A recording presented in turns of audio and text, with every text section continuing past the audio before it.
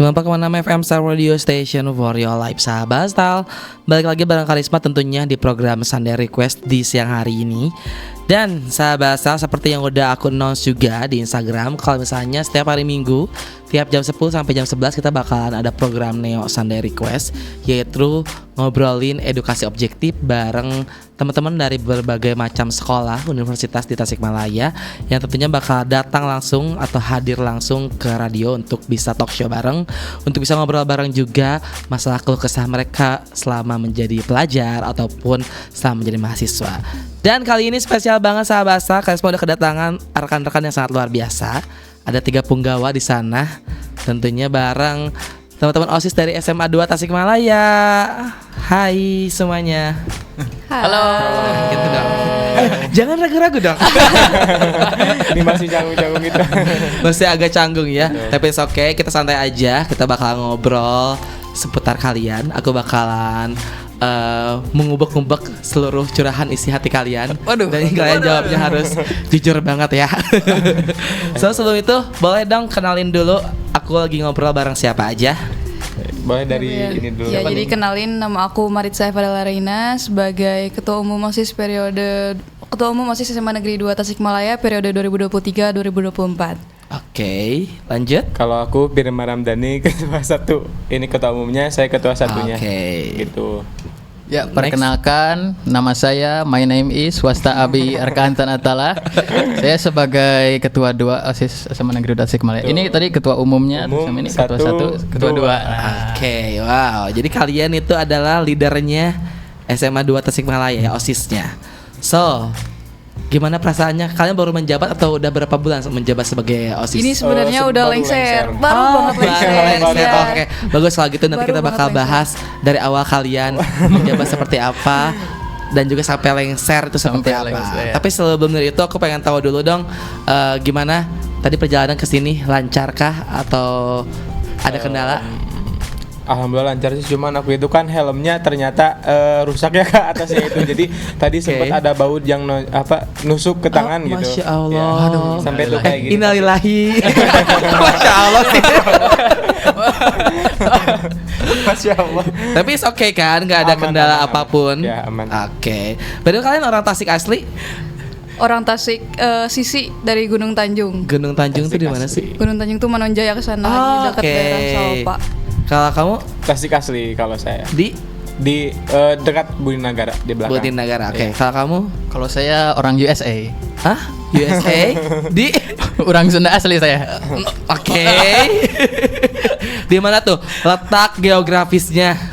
Dari Cikalang. Cikalang. Oh, oke. Lumayan ya, agak jauh-jauh ya jaraknya ke sini ya. So, gimana berarti kalau misalnya kalian sekolah berangkat jam berapa tuh? Apalagi yang jauh-jauh nih. Oh, kalau aku sebenarnya kalau buat tinggal sekarang di sini, cuma aslinya di sana. Sekarang tuh tinggalnya di daerah Jati. Jadi kalau ke Semana dekat, sebenarnya dulu sempat kayak jalan ke sekolah, tapi buat sekarang pakai kendaraan bermotor. Ya, karena malas ya. Ya. Kalau yang USA dari Cikalang ke sini, ke sana, kadang alhamdulillah bisa naik angkot. Ya, sekali naik gitu. naik angkot naon? Naik angkot apa? Kalau jalan sedikit ke jalan rumah sakit itu ada 05. Oh iya. Langsung itu ke Indihang depan gerbang. Budinagara mah dekat lah ya di sini ya. Iya, bisa gampang naik apapun. Pakai apapun juga bisa. Oke. Tadi Marisa, Firman dan juga Arkan. Oke. Kalian dari awal sekolah, awal masuk SMA 2 Tasikmalaya, udah ngeplan atau belum, atau kalian bakal menjadi pengurus OSIS? Kalau dari aku ya, pertama kali sebenarnya dari awal itu nggak ada niat sama sekali buat ke OSIS, apalagi jadi ketua. Karena fokus utama di SMA tuh niatnya itu belajar, fokus akademik untuk ngejar buat kuliah ke perguruan tinggi. Tapi ketika di kelas 11 itu ada apa ya? Masukan lah, tertarik lah, ada ajakan-ajakan yang nyuruh buat coba daftar dulu aja, masalah jadi atau enggak gimana nanti. Terus kayak itu tuh last minute daftar buat jadi ketua OSIS dan alhamdulillahnya gitu terpilih. Alhamdulillah. Menjadi ketua umum langsung juga ya. Keren. Jadi orang-orang tuh percaya sama Marisa, kalau Marisa bisa. Kamu percaya nggak pada diri kamu sendiri? Percaya. Yakin. Kalau Firman gimana Firman? Kalau kebetulan dari aku pribadi emang ada ketertarikan dari organisasi karena dari SMP juga gitu. Ya. Dari SMP. Lanjut gini. Betul. Tapi by the way kalau misalnya emang udah hobi, udah seneng pasti mau gak mau pasti bakal ikut terus kan? Betul ya. Meskipun emang awalnya sempat ragu gak ikutan karena SMA itu medannya luar biasa tapi Berbeza betul ya. berbeda banget. SMP. Tapi dicoba ternyata emang beneran pengalamannya itu sangat luar biasa dibandingkan yang sebelumnya. Kamu Saya. Kakak. Kalau saya dulu itu sebenarnya emang nggak ada niatan di awalnya. Hanya saja dulu itu ketika di kelas 10 saya itu masuk ke eskul Paskibra. Nah, dari sini saya sebetulnya belajar organisasi terlebih dahulu. Akhirnya ya waktu ada pengumuman itu pendaftaran calon ketua OSIS, saya coba tuh gitu. Jadi by the way pas awal-awal kalian mencalonkan menjadi ketua OSIS, jadi udah satu pasang gini atau satu-satu? Satu-satu. Satu dulu. Satu-satu. Iya. Jadi Diseleksi lagi, seleksi dan ada penentuan koalisi. Oke. Iya. Dan terbentuklah kalian gitu. Betul. Iya. Akhirnya. Iya. Gimana rasanya setelah awal dilantik deh awal tahun? Oh, Marisa ketua umum OSIS. Gimana rasanya? Campur aduk sih, banyak banget. Satu senang, dua daripada pertama senangnya itu lebih banyak bebannya mungkin ya, karena perpindahan dari ketua yang lama ke ketua yang baru ini langsung dikasih tugas yang lumayan gitu kan, yang kita sebenarnya dari awal emang gak ada base buat jadi ketua karena dari dulu itu pengalamannya cuma jadi ketua koor aja. Cuma ketika di SMA tiba-tiba jadiin ketua utamanya gitu umumnya, jadi seolah-olah bener-bener kayak banyak banget beban yang langsung dapat gitu. Padahal itu tuh baru dilantik. Betul. Jadi kayak langsung Antara senang sama Iya. seneng sama campur aduk ya. sedih itu nggak ada, cuma lebih ke mungkin tanggung jawabnya jadi lebih banyak ya. Ya jadi Pressure lah ya tekanan tekanannya jauh lebih gede. Kalau Firman sendiri sama Arkan gimana? Gimana, Kalau aku teman? mah masih kan kayak June juga, kayak Maritja karena di awal-awal dilantik kan karena kita langsung dihadapkan dengan program kerja yang luar biasa gitu ya. Jadi emang ada di sisi lain dari senangnya itu emang ada rasa tanggung jawab yang gede. Jadi ke kitanya juga kayak seakan-akan, duh gimana ya bisa jadi tetap bergelut dengan pikiran meskipun ya dijalankan aja gitu. Kalau yang di pikiran aku mah ini sih kayak wah gak kebayang setahun ke depan itu pengalaman akan kita dapat apa aja. Dan ternyata emang banyak, Iya. banyak gitu. Bahkan Alhamdulillah. hal-hal kecil juga jadi dampak yang besar. Betul. gitu. Iya betul. Maksudnya kayak terkira kasarnya cuman kayak ngumpul-ngumpul aja bareng anak-anak, tapi itu bakal jadi momen yang bakal kalian kangenin nantinya gitu. Bener. Betul. Dan jadi tahu Berharga. juga dari satu sama lain punya kisah hidup yang berbeda, struggle-nya masing-masing antara nge-balance akademik dan juga non akademik. Betul. Pasti juga beda-beda kan tiap orang. Nah, kalau kalian sendiri gimana cara kalian handle antara akademik kalian dan juga non akademik kalian? Apalagi kan maksudnya gini, tujuan awal masuk SMA tuh pasti yang dikejar tuh akademiknya. Bonus lah ya untuk OSIS dan lain-lain itu menjadi soft skill kita gitu. Dan cara kalian menyeimbangkan itu gimana? Kalau dari aku sendiri itu yang pertama nentuin skala prioritas. Dimana kalau misalkan kita sebagai pelajar tentunya skala prioritas yang pertama itu belajar, menuntaskan tugas dari guru. Itu diutamakan dulu soalnya kalau misalkan kita fokus halnya ke yang lain dulu nanti tugas utama kita, kewajiban utama kita itu nggak terlaksanakan. Yang kedua itu baru organisasi dan yang ketiga itu hal-hal lainnya yang mungkin menunjang kegiatan-kegiatan keseharian kayak gitu. Jadi meskipun nanti pada lapangannya ya gitu tetap kadang mengutamakan organisasi, tapi diusahakan untuk akademiknya itu juga tetap diselesaikan juga gitu sesuai dengan waktunya. Oke, kalian gimana? Dari Arkan Dari saya. bingung. Ya kalau saya itu sekarang kalau terkait akademik ini apalagi banyak tugas ya di kelas itu kadang satu pelajaran itu dapat tugasnya tuh wah bejibun gitu ya, apalagi dari beberapa pelajaran yang kita pelajari dalam SMA ini hampir 16 ya Iya. Iya. ya kurang lebih lah segitulah ya, dibawa alur aja gitu. Kadang emang ketimbun terus tapi akhirnya selesai, alhamdulillah. Paksa, walaupun terpaksa. Iya. Dibiasakan pada akhirnya. Iya. Walaupun tidur cuma 3 jam. Sudah Rasul 3 jam tidurnya. Oh 3 jam, kayak makan kurma ya ganjil ya. Harus ganjil ber 3 bulan genap. Gimana, Man? Kalau dari aku pribadi jujur tantangan yang paling besarnya itu dalam manajemen waktu karena dari aku pribadi emang kurang bisa pada saat itu untuk bisa manajemen antara akademik maupun organisasi sampai emang suatu saat ataupun suatu ketika ada momen di mana saya tuh benar-benar tidak bisa membagi keduanya sehingga saya terlalu fokus di organisasi yang menyebabkan di akademik menurun seperti itu. Kurang, ya. Betul. Jadi tantangan terbesar ketika kita masuk ke organisasi itu harus bisa manajemen waktunya sih. Seru banget gokil deh kalian. Oke, nah kalau kalian sendiri berarti sekarang kelas berapa?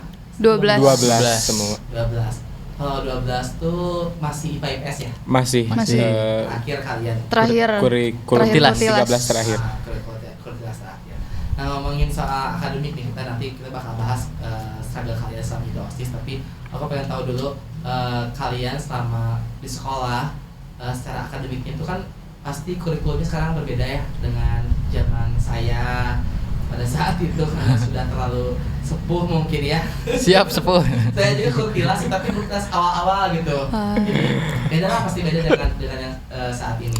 Berarti masih IPA IPS itu dari awal kelas 10 atau Masih dari awal kelas 10. Jadi pas data juga langsung ke IPA IPS kan. Iya. Iya. Nah, satu pertanyaan dari kalian, kenapa kalian pilih SMA 2? Kenapa diem? Kenapa ya? Apakah udah ada goalsnya dari SMP tidak. atau gimana? Oke, pertanyaannya apa yang membuat kalian mantap untuk pilih SMA 2? Kalau dari aku pribadi sebenarnya tidak ada tujuan ke SMA 2 karena dulu itu sempat pengen ke Cisarua Bandung menggunakan jalur ketua OSIS SMP. Tapi emang karena ada hal lain jadinya saya memutuskan ke SMA 2 karena emang yang pertama selain dari sekolah favorit juga ternyata dari segi fasilitas maupun wadah dari pengembangan akademik dan akademik itu sangat memadai. Jadi tertarik. Terus kan kalau tahun-tahun dulu tuh SMA 2 susah masuknya ya, dan juga banyak alumni-alumni yang berprestasi luar biasa jadi semakin tergiat gitu untuk SMA 2 gitu. Favorit ada nomor 1. Betul. Nomor 1 aja. Nggak tahu itu. Di hati kami mah nomor 1 Betul, sih. di hati kami Iyalah. Nomor 1 lah. Jelas. Betul. Semangat. Sebenarnya nomor 1 sih kalau menurut saya pribadi karena mungkin udah menonjol banget lah dari prestasi akademik dan non akademiknya, khususnya di seninya, dan juga banyak banget ya di akademiknya itu sendiri juga bahkan sampai tembus nasional. Iya, gitu. yang kemarin itu ya. Iya. Oh iya, aku lihat kok pas pulang bannernya. Iya, itu kan sangat luar biasa. Bahkan sekarang ada menteri juga dari alumni. Iya. Iya, Betul betul sekali, menteri. Dan betul. kemarin juga kebetulan mampir juga ke alma mater ke SMA 2. Iya. Itu ngobrol-ngobrolin lagi tentang pengalaman-pengalaman beliau. Betul. Ternyata beliau juga dulunya ketua OSIS Ketua OSIS juga sama angkatan 1984 ya? 84. Berarti kalau OSISnya 83 kan bener ya? Iya, 81. Iya, kelulusan 84 Iya, lah segitu intinya lah. gitu, iya. Jadi siapa tahu aja nanti next 20 tahun, 15 tahun ke depan kalian yang menjadi menteri. Amin. Oke, nah kalau setelah kalian SMA tentunya kan pasti punya goals lain nih, apalagi sekarang udah nggak menjabat jadi OSIS, udah tinggal fokus lah untuk menentukan takdir kalian beberapa bulan lagi ke depannya. Ada yang mungkin mau lanjut kuliah, ada yang mungkin mau ikut akademi lainnya, akademi polisi, akademi militer, asal jangan dari akademi aja. Waduh. Nyanyi dong nanti. Besarkan kayak itu. Firman gak sih? Enggak. Firman yang sering nyanyi nih. Enggak. Coba dong dicek. Nah, coba. Ayo, ayo. Enggak, jangan. Nanti itu mah beda. Betul. Nah, kalian punya goals gak sih? Nah, abis ini aku mau kuliah di mana, jurusan apa gitu. Kalau saya pribadi itu ingin jurusan kedokteran di Universitas Gajah Mada. Oke. Kalau Firman. Ya kalau saya sih itu sama mau kedokteran. Insya Allah itu melanjutkan kakek saya dulu. Ya, ya. Nah itu juga buat universitasnya. Ya Insya Allah sedapatnya nanti. Yang terbaik ya. Amin. Kalau Firman. Nah kalau saya itu berbeda dari keduanya kan, kalau keduanya itu ngejar sama-sama kedokterannya Kak. Kalau saya itu malah linjur dari IPA gitu. Jadi saya linjurnya itu ke hukum. Gak apa-apa, tidak jurusan juga kok, saya juga. Asik. Juga sekolah IPA tapi kuliahnya akuntansi. Oh keren. Dan itu bukan jadi hal yang apa ya, hal yang tidak wajar gitu, tapi normal lah untuk saat ini. Karena sekarang juga kan goalsnya beda kan, untuk pas zaman saya daftar kuliah sama sekarang kan beda kan. SNBT ya apa sih? SNBP, SNBT. Kalau zaman saya waktu itu. Nah kalau zaman itu SBMPTN itu dari awal kita daftar tuh udah nentuin mau jurusan IPA atau IPS gitu. Kalau sekarang kan kita tes dulu baru apply ke jurusan mana kan, gitu kan? Gitu nggak sih? Tergantung nggak sih? ya. Jadi Atau beda? kalau misalkan ini kedokteran, jadi ya nilai yang lebih diutamakannya tuh biologi sama kimia. Jadi sesuai dengan jurusannya. Kalau misalkan di jurusan kita sesuai dengan ada nilai yang sesuai dengan jurusan yang akan kita kita daftar gitu kan. Nanti tuh bisa-bisa aja daftar. Misalkan kita tuh nggak bisa daftar jurusan apa ya, misalkan sosiologi. Karena di IPA itu nggak ada pelajaran ada sosiologi, pelajaran jadi nggak sosiologi, bisa. Tapi bisa aja ikut ke ekonomi karena ikut ke akuntansi misalkan, karena Iya. kita punya nilai iya, matematika dan matematika. lintas minat Lintas kita minatnya itu juga. kebetulan kelas ini terutama itu ada lintas minat ekonominya, jadi bisa dipakai gitu. Oke. Berarti tiap tahun tuh punya goals sendiri, jadi Betul. gimana cara nyesuaiin dengan aturan tersebut ya Iya. untuk saat itu.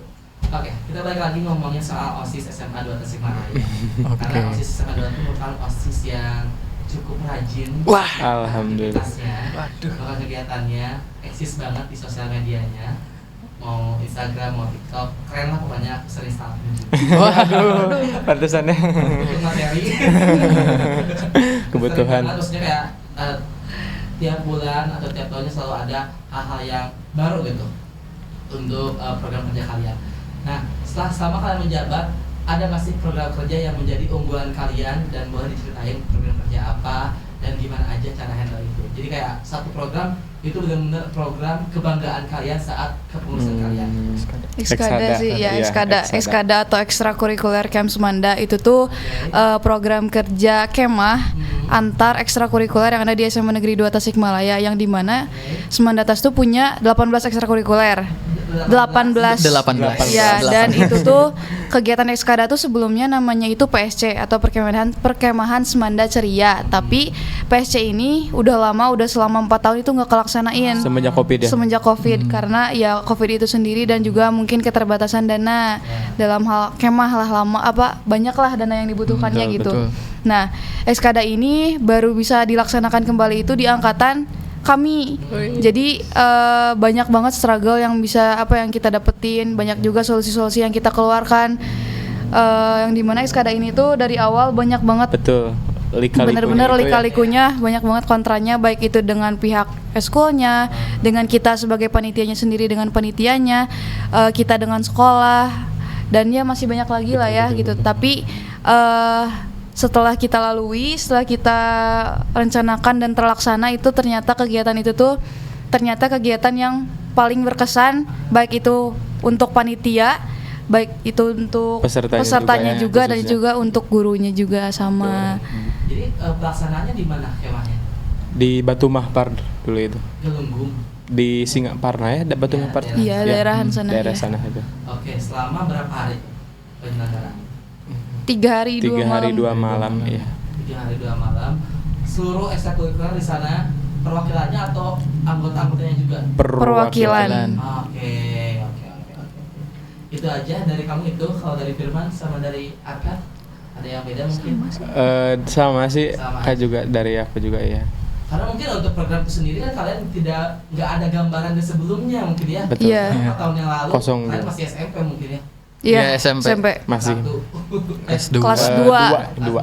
Jadi nggak ada gambaran kayak harus begini nih kegiatannya, harus ngapain aja nanti. Jadi benar-benar dari nol, tapi finally alhamdulillah kalian bisa menyelesaikan itu dengan baik dan Iya. sempurna. Kayak di pom bensin. Gimana tuh? Udah aku mulai dari nol. Ah.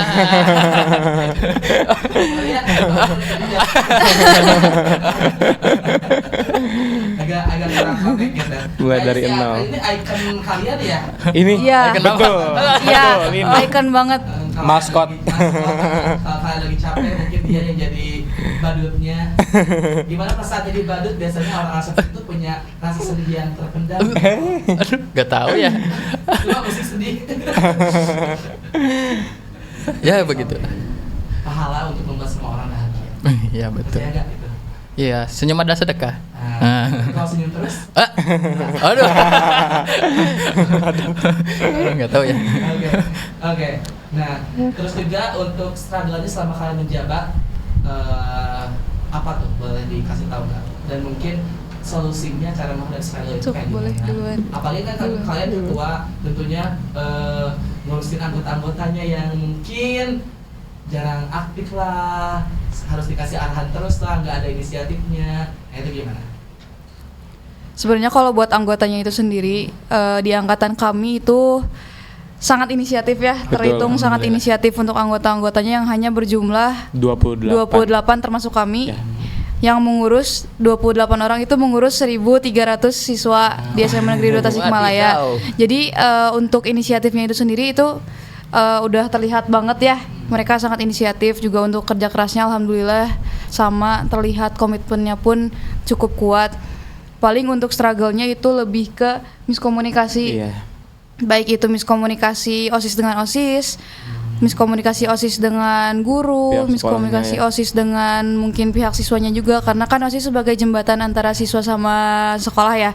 Jadi mungkin kebanyakan miskomunikasi di sana. Ya solusinya ya balik lagi ke komunikasi itu sendiri. Tapi terkadang kita juga misalkan udah komunikasi, misalkan udah dua arah nih, komunikasinya udah enak, ternyata masih ada aja gitu yang suka nyebarin ataupun kayak salah memberikan informasi. Ya jadi misinformasi, gitu ya. jadinya simpang siur. Ya paling itu. Mengklarifikasi Ya. lagi gitu ya. Meluruskan lagi ya. Ya siklusnya gitu terus lah, kebanyakan masalah utamanya itu di sana. Oke. Karena mungkin zaman kalian kan saat ini anak-anaknya Gen Z semua kan. Betul. Iya. Yang notabene anak-anak Gen Z kan rewel gitu. Waduh. Pengennya tuh dimengerti terus. Waduh.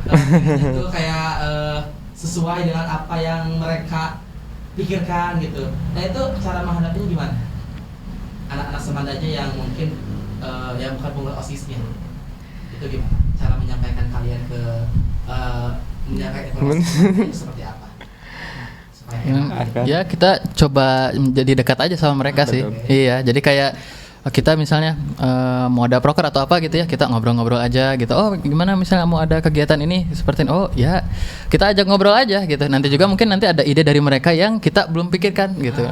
Kan ada gitu. Jadi ada pendekatan dulu biar caranya gimana biar kita tuh saling bisa berkolaborasi gitu. Ada pendekatan Iya, yang jadi setelah ada pendekatan juga kita ada sharing lagi informasi, mungkin beberapa pendapatnya karena tidak sesuai dengan aturan-aturan sekolah. Jadi kita juga mengkolaborasikan antara apa yang kita punya sama apa yang mereka punya juga gitu. Jadi kita kolaborasikan biasanya. Paham.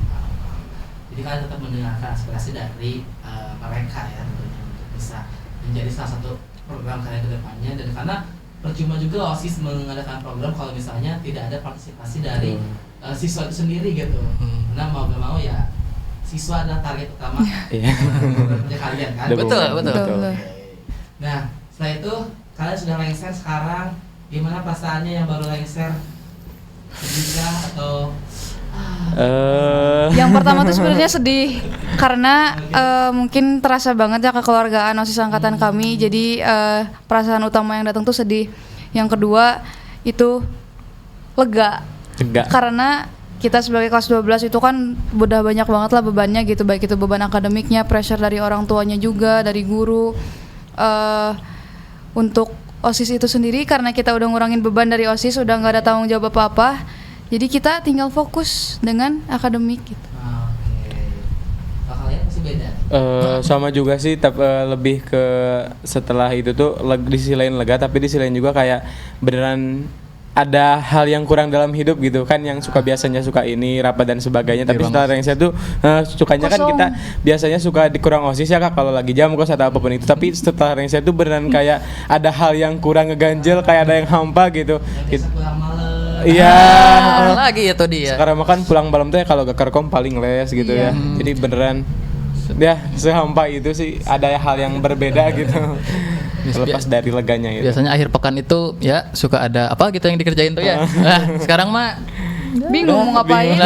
Bingung dan malah jadi agak aneh ya. Aneh banget. Betul. Aneh banget. Kayaknya nggak gini deh kalau gue gitu.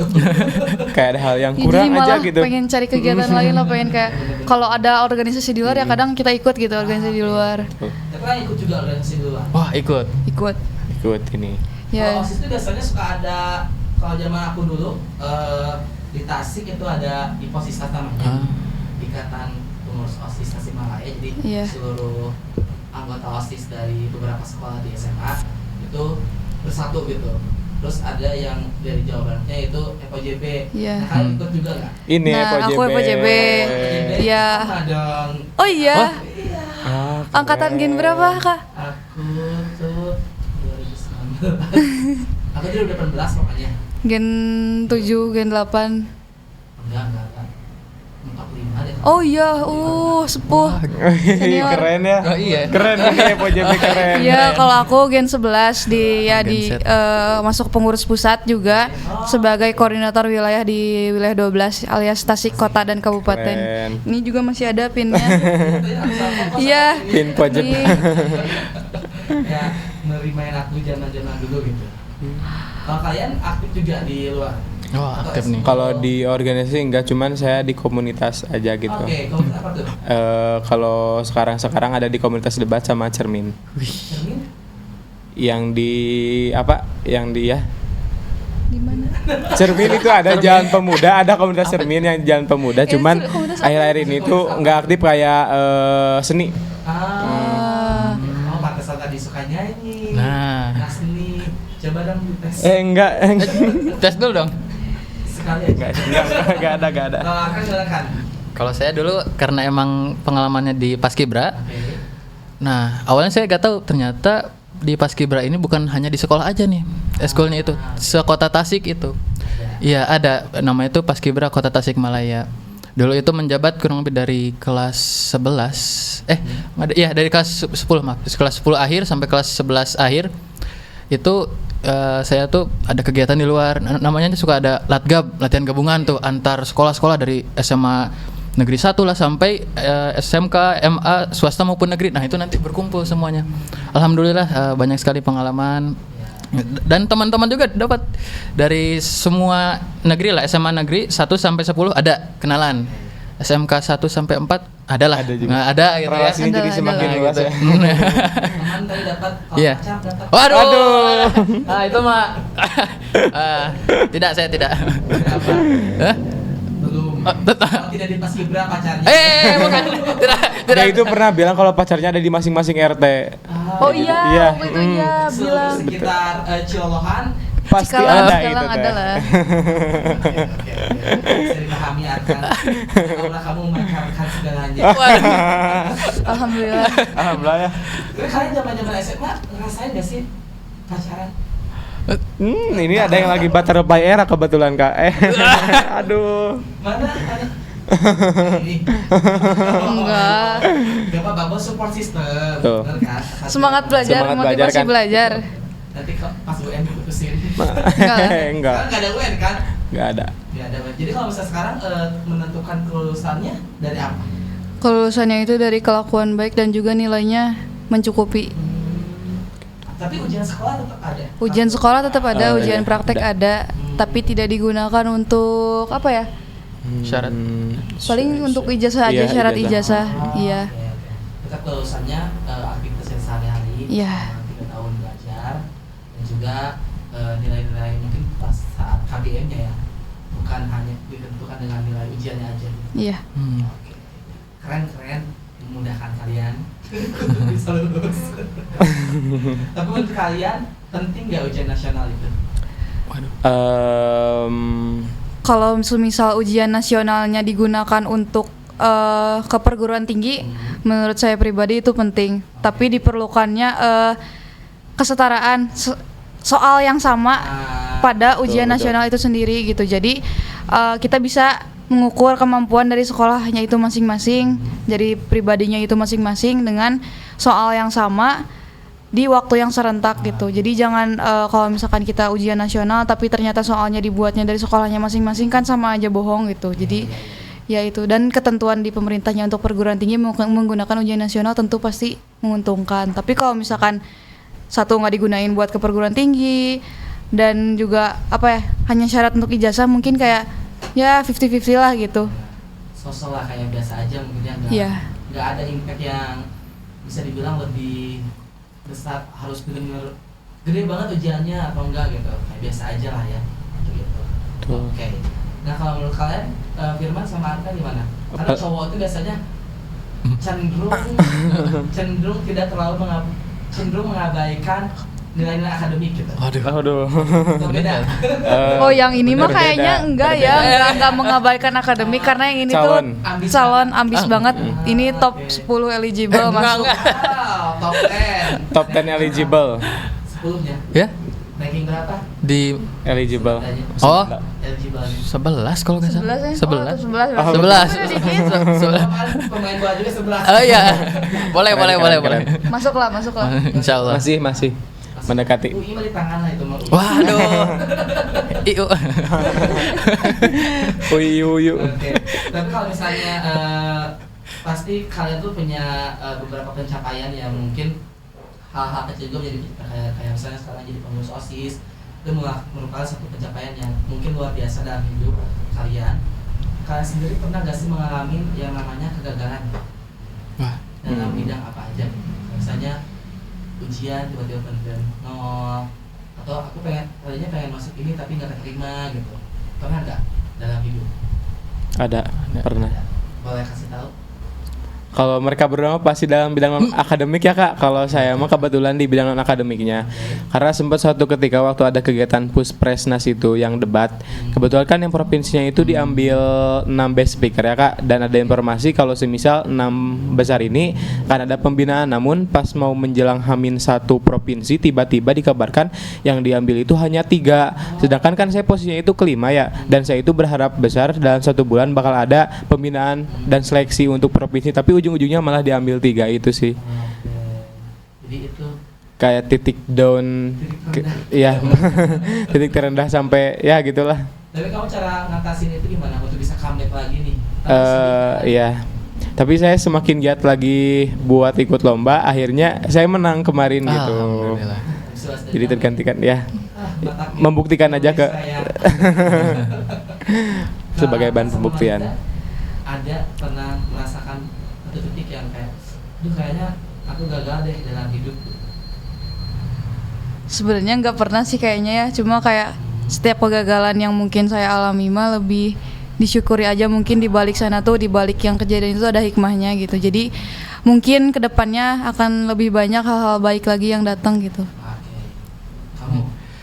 Saya dulu pernah ikut cabang olahraga itu namanya anggar. Dia pernah cerita. Dan Ya, yang pedang. Kebetulan dulu itu di Kota Tasik itu ada. Nah, saya tuh coba ikut. Akhirnya waktu SMP tuh ya coba ikut ke saat 2 tahun lalu atau 3 tahun lalu lah. Saya ikut ke Jurda tuh ke Bandung. Dan ternyata ya saya kalah. Masih ya tapi sedih banget. ya ketika waktu itu ya kan ada tanda tangan ya, tanda tangan kehadiran gitu ya. Oke. Tangan saya tuh gemetaran gitu. Wah, itu emang karena mentalnya itu langsung gitu. Jadi yang membuat kamu sedih itu kalahnya atau merasa kayaknya aku bisa lebih baik dari ini deh gitu. Ataupun mungkin emang bukan rezekinya di sini. Seperti itu. Ya, pemirsa. Insyaallah tabarakallah. Oke. Dan berarti kalian tuh bisa dibilang punya background yang beda-beda tiap orangnya ya. Iya. Aku lihat kayaknya Arkan hobinya sport banget. Kalau Firman seni banget. Kalau Marisa lebih ke kayak penyampaiannya itu dewasa. Ya betul. Tapi kan jadi ketua kayaknya dia jadi mama kalian semua. Betul banget. Dia itu kayak Mama beneran banget. orang yang ketika khususnya kalau saya ataupun siapapun bagi anggotanya dia tuh beneran kayak ibu yang beneran ibu gitu loh. Kayak beneran satu orang yang menjadi tonggak utamanya gitu gening Kak. Iya, tonggak utama kita semua. Betul gak OSIS Visionati Adian Remia yang tonton? Ini adalah ibu kita semua. Dipanggilnya ibu juga kan? Ibun. Ibun ini mah Ibun. Ibun, dimana Iya. Ibun, Ibul. Kayak ngomong sama mama gitu. Dewasa bingit ini. Oke. Tapi kalian punya hobi nggak sih sebagai anak muda? Punya. Kalau dari aku itu sebenarnya lebih ke seni dan juga olahraga. Sebenarnya orang-orang tuh bilangnya apa? Multi talent. Ya, Katanya multi talent karena satu bisa melukis, terus di seni musiknya juga dapat, olahraganya pun oke lah, di basket juga main gitu. Jadi apapun dilakukan gitu sebenarnya mah. Misalkan lebih kalau sekarang sih lebih ke ngelukis sama baca buku buat ngisi waktu senggangnya. Sama mungkin nanti kedepannya mungkin olahraganya juga lebih ditingkatin lagi. Kalau aku mah paling di bidang sastra sih Kak, lebih ke suka menulis dan berbicara gitu. Kamu banyak nih hobinya. Rekaan. Komedi. Lebih dari itu. Kalau saya sih sepedahan sih. Mulai dari sepedahan dulu. Sepedahan sampai paling jauh tuh Dulu kemana yang dulu? Ke ini loh, ke yang apa? Permata. Oh iya. Kuda depa. Kuda depa. Pernah. Iya. Kita kan lagi Permata ya Kak. Terus dia pagi-pagi kan kita panitia Permata kebetulan. Dia kan nggak jadi panitia. Dia tiba-tiba pagi-pagi ke Kuda Depa dari rumahnya naik sepeda. Berangkat jam berapa dulu kan? Jam 6. Sampai ke sana jam 8-an lah, lebih lumayan. Permata di itu Kiara Jangkau. Iya. Bukan yang Kiara sebelum Jangkau. Iya. Iya. Kuda Depa itu. Naik sepeda. Senanjak kayak gitu. Iya, nanjak. Jalan JB itu kan. Oh. Bisa ke sana jalan kan? Jalan mana? Jalan Cisayong. Dari kan kalau dari sama 2 lurus terus nanti ada belokan ke kiri ya. Kiri. Cisayong berarti ya. Oh, ya, Cisayong. Oh iya. Cisayong itu. Iya. Berarti itulah saya. Jadi JB kan jalan baru itu. Ya, JB ya. Mudu nanjak. Tapi itu kan maksudnya kayak jauh banget, tapi emang sudah terbiasa seperti itu kah atau emang Sudah terbiasa, saya ini sudah berpengalaman. jadi paling jauh kemana? Pertama saya waktu itu paling jauh ke Gebu, Singaparna. Nah, Singaparna. Ya, sama teman itu waktu itu. Terus saya juga main ke Bukit Pujeningrum namanya ini. Itu di daerah Sukaraja tuh ya. Oke. Iya, Sukaraja. Baru tahu. Sukaraja. Oh, itu 2 kali saya. Pertama saya berdua sama teman saya. Terus pas tahun selanjutnya saya ajak satu teman lagi, jadi bertiga kita waktu itu. Oke. Nomor satu. Itu terjauh banget. Terjauh lumayan lah. Kayaknya nanti kalau kuliah kedokteran di luar kota naik sepeda. Waduh. Bisa sih. Tahu GM. Tapi kan karena hobi ya, jadi nggak ada rasa capek-capeknya ya. Iya. Hobinya itu karena emang dari sepedahan itu bukan hanya menggoes saja, tapi dari cerita yang kita dapat di tempat kita kesananya itu. Iya, selama perjalanannya itu ketemu banyak orang lah, ngobrolnya tuh beda-beda lah pokoknya, ceritanya pasti beda-beda. Apalagi ya ngajak sama teman kan, jadi ada teman juga yang bisa diajak semangat gitu. Oke. Kalau ada tanjakan kita turun bareng. Jalan kan capek.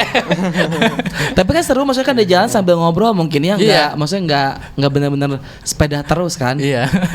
Enjoy gitu. Enjoy lah. Selain sepedahan apa? Selain sepedahan? Apa ya selain sepedahan? Oh ini sih kalau berkenalan ataupun secara relasi gitu ya. Saya kalau ketemu orang baru ya kenalan gitu. Oke. Adapun kayak waktu kemarin juga saya dapat kenalan itu dari sekolah lain.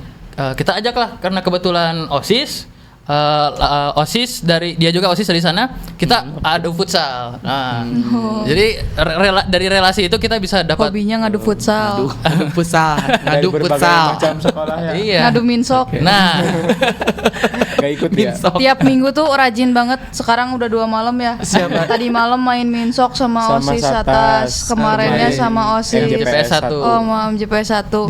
Dia. OSIS cowok. OSISnya. OSISnya OSIS cowok. Iya, OSIS lawan OSIS. Jadi ini biasanya yang jadi penghantarnya gitu ya. Kayak relasinya, jembatan relasinya itu dia jembatannya. Arkan yang menghubungi satu. Tapi kan sekolah nanti ke kalian sekolah udah lain. lengser kan, udah nggak bisa lagi gitu atau masih bisa? Bisa. Ya angkatan yang kami, berarti angkatan yang kelas 12-nya. Karena ya banyak gitu relasinya. Jadi udah ngajak-ngajakin tiap minggu gitu. Karena ya rata-rata mungkin mereka juga udah senggang ya, udah pasti gas-gas wae lah kalau misalnya diajakin olahraga bareng gitu. Iya. Nah, berarti ngomongin soal relasi itu kan merupakan hal yang mungkin gak bisa didapetin orang-orang yang tidak bergelut di organisasi gitu ya. Untuk mungkin ada orang-orang yang mungkin tidak ikut organisasi tapi relasinya banyak. Cuman organisasi itu menjadi salah satu jembatan untuk kita bisa mendapatkan relasi lebih banyak lagi. Nah, apa sih menurut kalian hal yang membuat kalian masuk organisasi yang dulunya aku nggak bisa gini, tapi setelah aku organisasi jadi bisa gini gitu? Dulunya aku mungkin malu-malu, tapi setelah ikut organisasi aku jadi lebih berani gitu. Ada nggak sih hal yang kalian dapetin selama kalian menjabat sebagai OSIS? Ada. Apa aja? Karena pasti tiap individu beda-beda nih. Iya. Coba dari Arkan gimana? Kalau saya tuh dulu ketika pindah ke Tasik itu kan dari Jakarta saya dulu ya. Oh, Jakarta. Iya. Oke. Ya dulu itu saya nggak begitu banyak bicara lah di kelas itu. Apalagi dari SD sampai. Dari SD tuh kan sebenarnya sekolah ya sama Arkan ini. Oh, sekolah ya, SD. SD sekelas. Oke. Sekelas sama Arkan, bahkan saya SMP, tapi SMP-nya beda kelas. Nah, waktu SD tuh emang Arkan tuh diem banget. Kelas 3 ya kalau nggak salah, kelas 2. Kelas 2 itu diem banget, baru awal pindah. Nah, sampai SMP lah mulai membaik lah di SMP. Mulai ketemu temennya itu yang sampai sekarang tuh masih sekontak gitu ya, masih sering ketemu. Lalu ketika masuk SMA, justru karena ada wadah itu namanya organisasi, saya jadi lebih banyak tuh relasi. Jadi saya belajar berkomunikasi. Waktu itu ada cerita bagi-bagi surat dulu waktu di Paskibra Kota itu, bagi-bagi surat ke SMA lah. Itu sekalian melatih skill komunikasi saya. Ketemu sama orang-orang yang belum saya pernah kenal sebelumnya ataupun ketemu sebelumnya. Tapi karena ya sudah terlatih gitu ya, dimulai dari yang pertama saya nggak bisa ngomong apa-apa gitu. Nah, lama-lama ya sekarang saya di sini. Aduh, I'm here. Aku yang sekarang. Aku yang dulu bukan yang sekarang. Kalau Firman gimana? Sama aku juga yang pertama itu skill komunikasi public speaking, karena yang awalnya tidak bisa, dari public speaking jadi merambat jadi bisa ke yang lainnya. Terus sama yang paling berperan penting itu gaya bertahan hidupnya sih. Oh, kenapa tuh gaya bertahan hidupnya? Enggak, se-ekstrim itu Kak. Banyak sekali pengalaman organisasi yang emang relate dengan kehidupan kita. Jadi setelah emang kita ngerasain tuh, oh ini mah udah biasa. Jadi kayak gitu, ada hal yang emang beda gitu. Oke. Dari aku. Kalau kamu, Mariza? Kalau dari aku itu tadi yang relasi itu mempermudah urusan-urusan penting yang kita butuhkan. Misalkan kita butuh suatu data diri kita sendiri dari sekolah dengan cepat, itu benar-benar bisa cepat gitu, karena kita udah punya koneksi, kita udah kenal sama bapak ibu guru yang di staff TU-nya mungkin, jadi bisa tanpa ini itu dulu loh. Jadi kayak kita dapat. Terus yang kedua mungkin tadi skill komunikasi juga sama, khususnya skill ngelobi tamu undangan, itu terutama skill ngelobi tamu undangan itu benar-benar terlatih di sana, karena kan ngobrol sama tamu undangan yang istilahnya penting banget itu, kita harus berjaga-jaga kan, kita harus benar-benar berhati-hati dengan apa yang kita ucapkan, apa baik itu pengucapan ataupun perbuatannya. Nah, itu di sana juga sama-sama dilatih. Terus yang ketiga tadi sama sih, skill bertahan hidup mungkin ya.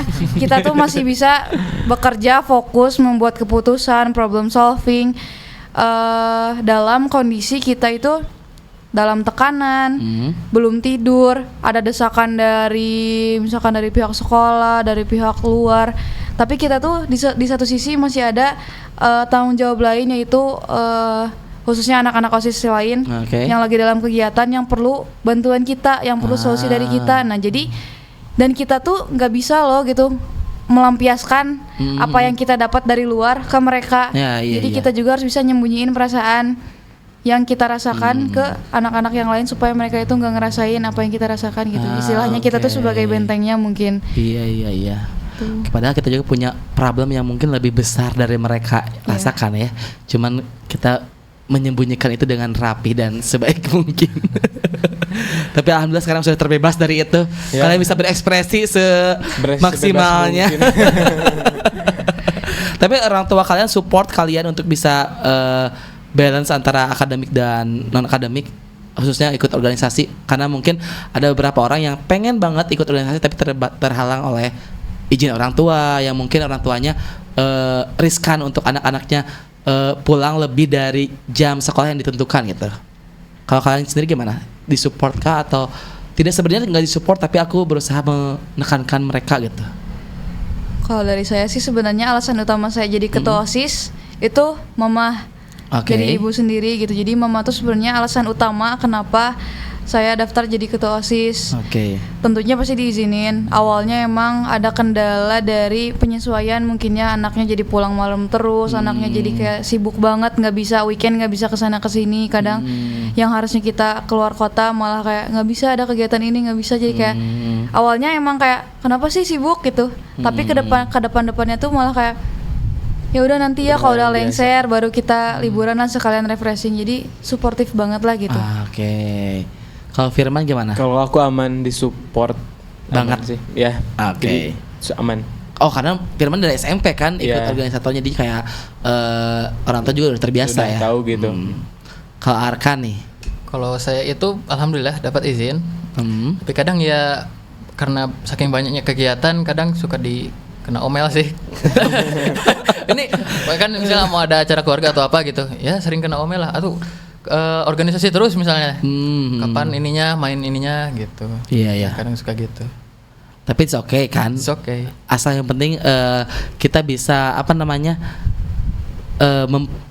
bukan mengambil, lebih ke mengemban tanggung jawab atas kepercayaan orang tua gitu. Karena kalau misalnya orang tua percaya mah kita juga enjoy kan menjalankannya, tapi takutnya ada hal yang mungkin mengecewakan orang tua yang jadi menghambat kita ke depannya gitu.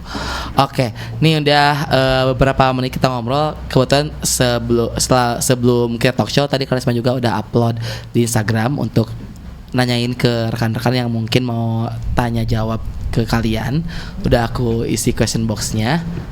Dan ini ada yang bertanya, nggak bertanya sih, ini mah dari Almer. Katanya selamat menjabat sebagai ketua OSIS. Oh, ada pertanyaannya juga tentang apa pengalaman terbaik yang pernah kalian rasakan? Pengalaman terbaik Jun. Sok duluan. Pengalaman terbaik yang aku rasakan itu apa ya? Terlalu banyak jadi apa ya? Top 3 pengalaman terbaik. Top 3. Top 3. Rekan. Bingung. Dilempar. Boleh. Top 3. Kalau saya top 3 ini dari 3 pekan berturut-turut saya malam Sabtu nginep di sekolah. Karena ada acara waktu itu ya, namanya Free Fire. Garena Youth Championship itu kegiatannya itu hari Sabtu. Nah kebetulan buat persiapan barang-barangnya itu kan sehari sebelumnya. Jadi dari Jumat itu nginep. Itu pas penyisihannya, terus pas pekan depannya lagi itu buat finalnya nginep lagi. Nah pekan depannya lagi apa coba? LMKS. Oke. Nginep juga. Oke. Free Fire apa? Free Fire game. Iya. Regionnya region Tasik gitu. Oke. Kalian di Semanda. Panitianya. Kebetulan kita tuh sebagai panitia pembantu karena tuan rumahnya itu di Semanda. Oke. Kalau Firman gimana? Pengalaman terbaik yang pernah kamu rasakan? Kebersamaan ketika di bulan Ramadan sih. Aduh. Ketika emang saya tuh? Biasanya jarang ke masjid, jarang ke masjid agung gitu. Jujur saja kan biasanya tapi kan dikarenakan ada OSIS jadi emang ada partner buat kita ke masjid agung seperti bermalam. Biasanya kan saya itu enggak lah kalau ke masjid agung mah gitu, apalagi bermalam ini mah sampai bermalam terus makan di gacoan itu kayak beneran satu momen terbaik dalam hidup gitu selama menjabat di OSIS karena beneran ngerasain main tapi kita juga dapat hal baik dari agama. Iya. Ya, itu. Kalau Maritza gimana Maritza? Kalau dari aku sih sebenarnya ketika kita kapanpun itu selama sama OSIS sebenarnya itu tuh momen-momen terbaik. Iya. Momen-momen yang kecil, misalkan kita sekedar ngobrol doang, jajan bareng ke warung klasik, misalkan jajan bareng ke Jati, itu tuh sebenarnya momen-momen yang nggak bisa dilupain lah. Iya. Selain dibalik mungkin momen terbaiknya ya panggilan-panggilan mereka ketika mereka butuh saran atau solusi. Pasti itu datangnya tuh ke saya gitu sebagai ketuanya. Jadi sebenarnya momen terbaiknya itu ketika mereka masih butuh saya gitu. Karena ketika di akhir-akhir ternyata mereka tuh kayak udah jarang manggil karena mereka udah bisa ngatasin sendiri, mereka udah belajar. Yang dimana kadang kita yang nawarin loh. Jadi saya yang nawarin kayak ini ada masalah apa gitu, ada perlu solusi enggak kok, ini udah selesai, cina gini-gini aman. Jadi kayak oh gini ya gitu rasanya kayak wah kadang pertama sedih kayak udah Oke, seolah-olah oke. kayak udah nggak dibutuhin, tapi kedua berarti udah benar gitu Berkembang ngedidiknya. Iya. Ngedidiknya tuh udah bener loh gitu. Kita tuh saya tuh udah bikin mereka bisa berpikir kritis, bisa menyelesaikan masalah dan memberikan solusi itu sendiri gitu. Oke. Jadi salah satu kebanggaan juga ya kayak Iya. finally Tuh. kaderisasinya bener nih. Finally. Tapi kalian suka ini gak sih? Maksudnya kan setelah lungsur, setelah lengser nih, pasti kan ada generasi barunya. Itu kan kader kalian kan? Iya. Ya, maksudnya kayak yang kalian bina lah ibaratnya. Suka ada ketakutan gak sih kayak ibaratnya kayak aduh gimana ya ninggalin mereka gitu. Bisa gak sih mereka ngadapin itu gitu? Ada nggak rasa kayak gitu? Dari aku dulu. Ya. Ya, jadi Tentunya. kalau buat kekhawatiran itu banyak banget. Karena tentunya kita juga waktu kita tahu awal-awal kepengurusan itu gimana, sehektik Oke. apa, dan Semanda tuh meskipun kita ganti kepengurusan itu nggak ada jeda loh gitu. Tetap kegiatan oke. tuh langsung terus berjalan, kegiatan rutinnya itu yang banyak. Baik itu kegiatan rutin dari pihak sekolah ataupun kegiatan rutin dari OSIS itu sendiri. Jadi penyesuaiannya itu sebenarnya udah dari seminggu sebelum mereka dilantik. Jadi udah dikasih tahu, udah dikasih arahan, dan kita juga meskipun sekarang udah lengser, itu tetap ngasih arahan. Kita tuh tetap menjadi acuan mereka untuk berorganisasi istilahnya. Kita juga udah banyak banget ngasih ujangan, dan insya Allah lah gitu mereka bisa ngelaluin. Terutama sih kekhawatirannya di takutnya ya hal-hal yang seharusnya dipertahankan, yang seharusnya tetap dipertahankan, yang baik-baiknya Iya, iya. justru malah ditinggalkan gitu, Iya, iya. takutnya.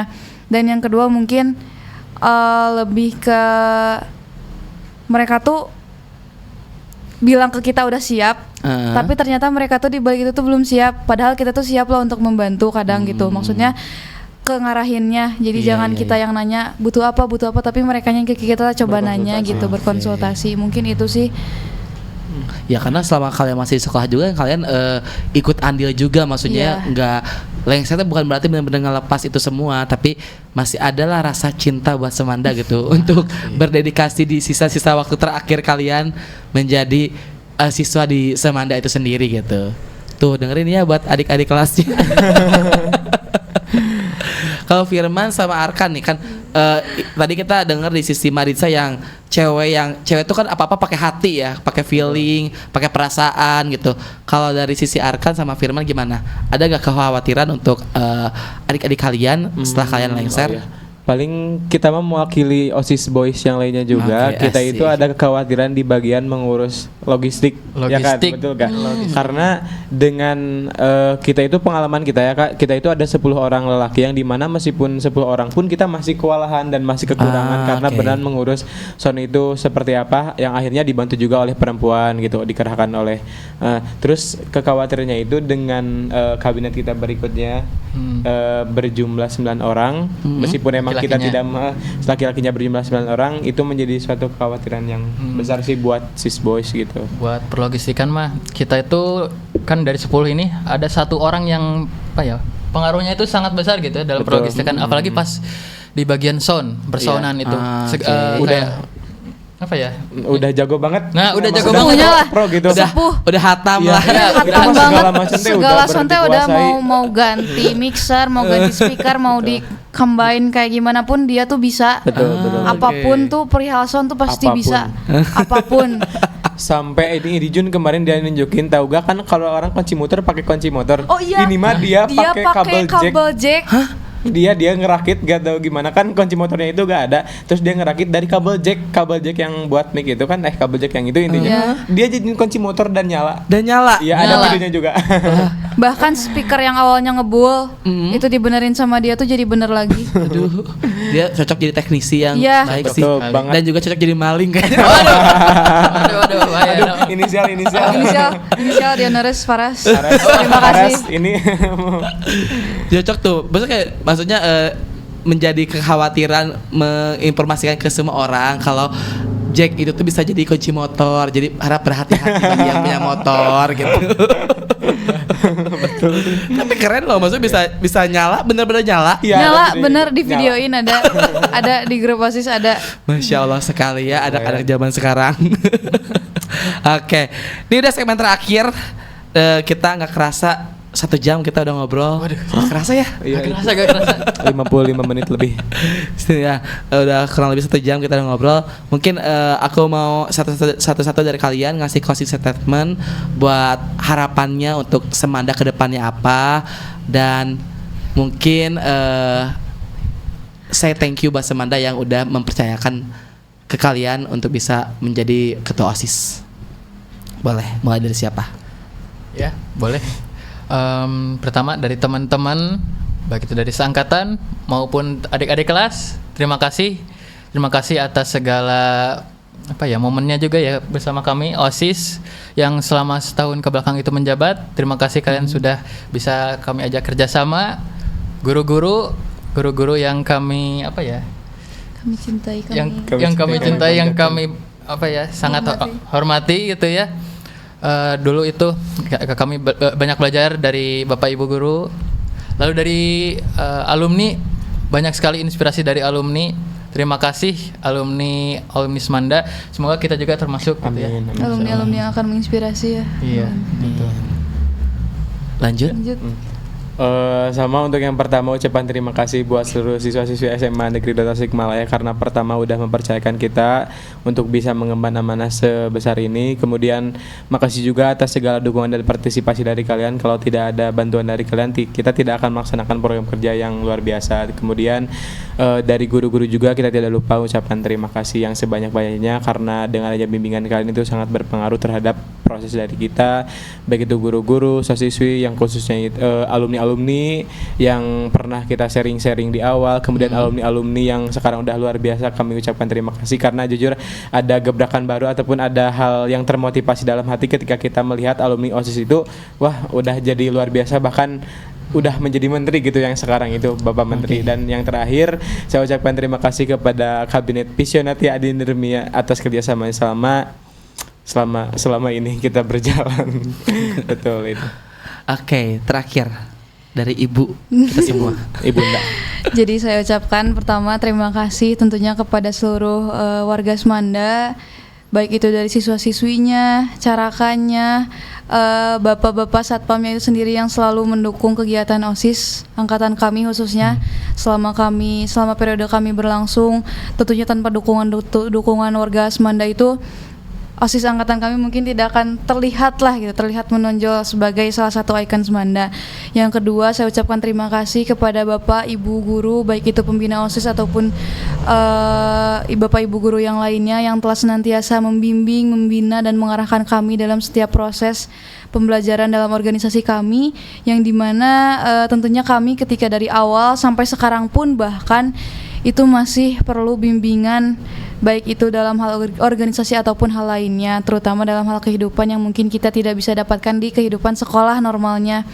Yang ketiga, saya ucapkan terima kasih tadi kepada alumni-alumni yang selalu menginspirasi kami. Doakan kami, kakak, teteh, bapak, ibu gitu yang telah menginspirasi kami. Semoga kami bisa menjadi salah satu warga-warga yang bisa menginspirasi warga Semanda selanjutnya ke depannya. Saya juga mungkin ucapkan mohon maaf kepada seluruhnya. Mungkin dari angkatan kami banyak sekali kesalahan dan juga kekurangan, mohon dimaafkan dan dimaklumi karena kami juga dalam proses pembelajaran. Harapan besar dari kami itu Semandatas semoga akan selalu berprestasi dan berkualitas. Semandatas berprestasi berkualitas. Oh, itu tagline-nya ya. Iya, itu Tepuk moto. tangan untuk Semandatas. Terakhir deh, satu kata buat Semanda. Dari Madisa apa? Aduh. Apa ya? Kalau saya pakai pantun boleh gak? Oh, boleh. Satu pantun buat Semandatas. Pantunnya sebagai penutup. Keluarkan So, pantunnya. Kalau dari sebagai saya- penutup aja ya perwakilan dari Boleh, kalian boleh. ya. Diwakili oleh Kang Arkan. Nanti kita bilang cakep. Oke, Betul. boleh. Gimana dulu? Buka kelapa pakai palu. Cakep. Semoga sukses selalu. Cakep. Amin.